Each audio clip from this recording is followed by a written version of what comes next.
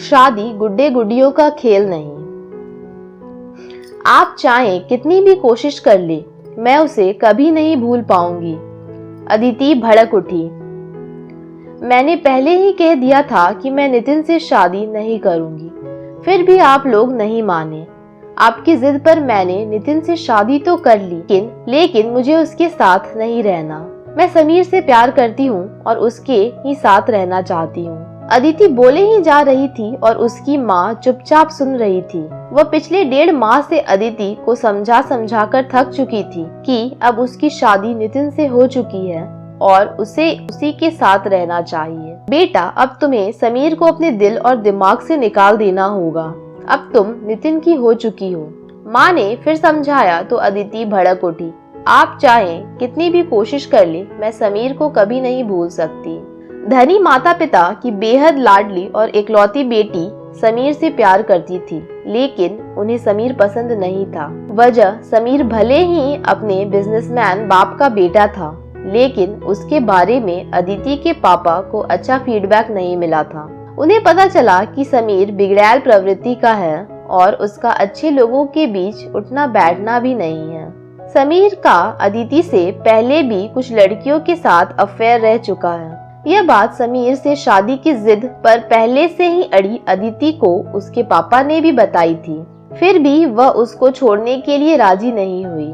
उसने साफ कह दिया कि वह समीर को अच्छी तरह जानती है, वह गलत नहीं है। शादी के बाद वह उसका साथ निभाएगा और अगर उसमें कमी है भी तो वह उसे सुधार लेगी। लेकिन अदिति के पिता अपनी बेटी का हाथ किसी ऐसे लड़के को नहीं दे सकते जिस पर उन्हें भरोसा न हो। आखिर में मन मारकर अदिति को पापा की जिद के आगे झुकना पड़ा और उसकी शादी नितिन से हो गई। उसने मन में ठान रखा था कि शादी के बाद भी समीर से मिलना नहीं छोड़ेगी और नितिन को अपने पास नहीं आने देगी तो नितिन खुद ब खुद उसे छोड़ देगा। अदिति ने नितिन को खुलकर कह दिया कि उसकी शादी उसकी मर्जी से नहीं हुई है, यह रिश्ता पापा की जिद पर जुड़ा है। नितिन को इस बात से झटका लगा कि उसकी शादी ऐसी लड़की से करा दी गई है जो पहले से ही किसी और को चाहती है। लेकिन नितिन बेहद समझदार और संस्कारी लड़का था। उसने अपने माता पिता की मर्जी को ही अहम माना। उसने कभी सोचा भी नहीं था उसको जिंदगी में यह देखना पड़ेगा। हारकर नितिन ने अदिति के पापा से बात की। उनका कहना था कि समीर अगर अच्छा लड़का होता तो उनको अदिति से उसकी शादी कराने में कोई एतराज न होता। शादी के बाद अदिति मायके जाकर फिर नितिन के पास नहीं लौटी। एक दिन अचानक अदिति समीर के पास पहुंची और कहा, मैं नितिन से तलाक ले लूंगी और हम दोनों फिर शादी करके हंसी खुशी रहेंगे। लेकिन उसकी सारी बात चुपचाप सुनने के बाद समीर ने कहा, अदिति, अब हमारी शादी की जिद तुम्हें छोड़ देनी चाहिए। अदिति को समीर से ऐसे जवाब की उम्मीद नहीं थी।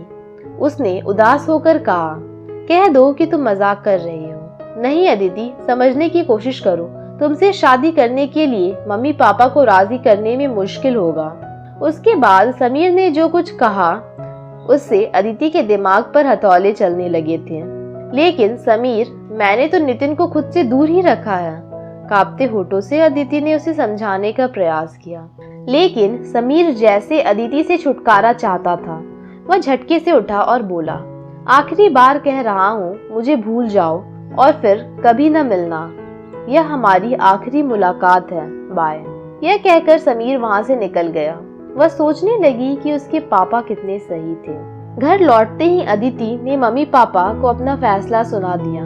मैं समीर को भूलना चाहती हूँ और नितिन से तलाक चाहती हूँ। उसे अब नितिन से सहानुभूति भी हो रही थी।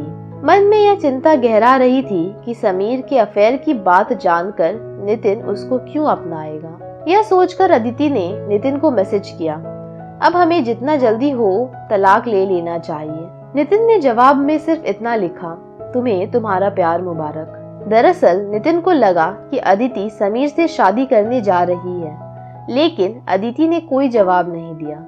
नितिन को जाने क्या सूझा, उसने अदिति को लिखा, क्या मैं तुमसे एक बार मिल सकता हूँ? अदिति इसके लिए तैयार तो नहीं थी, लेकिन आखिरी बार उससे मिलकर माफी मांगना उसे ठीक लगा। उसी दिन शाम को एक मॉल के रेस्टोरेंट में हुई मुलाकात में नितिन ने अदिति से सिर्फ इतना कहा, तुम्हारे बाद मैं किसी से शादी नहीं करूंगा, बस इतना कहने के लिए तुमसे मिलना चाहता था। अदिति उसकी बात सुनकर चौंक पड़ी और बोली, आप ऐसा क्यों कह रहे हैं? नितिन का जवाब था कि वो दुनिया को यह नहीं बताना चाहता कि जिससे उसकी शादी हुई थी उसे किसी और से प्यार था। क्यों? आपको ऐसा कहने में ऐतराज क्यों है? आखिर आपको मैंने धोखा दिया है, मैं आपकी जिंदगी से खेलने की कसूरवार हूँ, भावुक होकर अदिति ने कहा।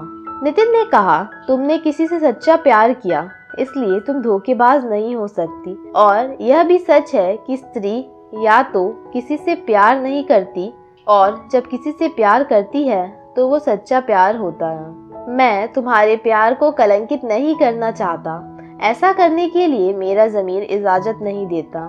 नितिन, तुम किस मिट्टी के बने हो? अपने कसूरवार को भी खुशी खुशी माफ कर रहे हो। कुछ दिन के लिए ही सही, तुम्हारे जीवन में आकर मैंने सच्चे प्यार को जाना। अदिति की बात पर नितिन चौंका और इससे पहले कि वह कुछ पूछता अदिति वहां से जा चुकी थी। नितिन भी उसे रोकने में कामयाब नहीं हो सका। 1 घंटे बाद अदिति के मोबाइल पर एक मैसेज आया, क्या तुम अपने घर आना चाहोगी? भरोसा दिलाता हूँ कि अतीत के उन पन्नों की याद तुम्हें कभी नहीं आएगी। भुला दूंगा कि कभी कुछ ऐसा हुआ भी था। तुम्हारा नितिन। मैसेज पढ़कर अदिति की आंखें भर आई और वह जाने की तैयारी में जुट गई। दोस्तों, इतनी सी थी ये कहानी। क्या नितिन ने जो किया वो आपके हिसाब से सही है या नहीं, कमेंट कर जरूर बताएं। और आपको ये कहानी कैसी लगी वह भी जरूर बताएं। अगर आपको यह कहानी अच्छी लगी हो तो इसे लाइक करना ना भूलें और साथ ही ऐसी मजेदार कहानियां सुनने के लिए चैनल को भी सब्सक्राइब कर लें। धन्यवाद।